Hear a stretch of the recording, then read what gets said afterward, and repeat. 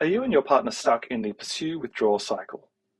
As a couples therapist, about 80% of the couples that I see are stuck in this same cycle that's fueling all of their conflict. The pursue-withdrawal cycle comes from a woman named Sue Johnson who created emotion-focused therapy, or EFT, for couples. The idea is that partners in a relationship take on one of two distinct roles, and sometimes they take on both roles at different times. But usually, the female partner in the relationship takes on the pursuer role, and the male partner takes on the withdrawer role. The pursuer is the person who's typically moving forward or leaning towards the relationship. And what this looks like in practice is that they're often the one who's bringing up problems or issues or complaints in the relationship, and they can generally be very negative or critical of their partner.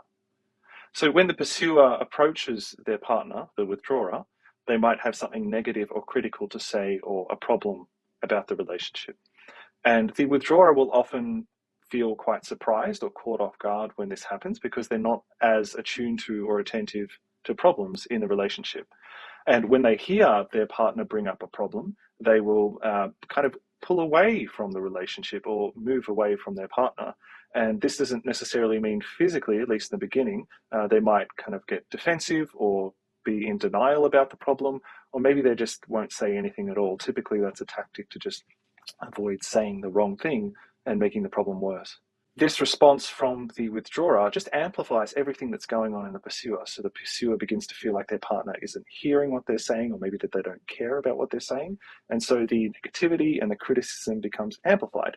And when this amplification happens, the withdrawer becomes even more withdrawn. They start to shut down, they start to pull away from their partner. And what develops is this kind of cat and mouse chase where the pursuer keeps pursuing, the withdrawer keeps pulling away.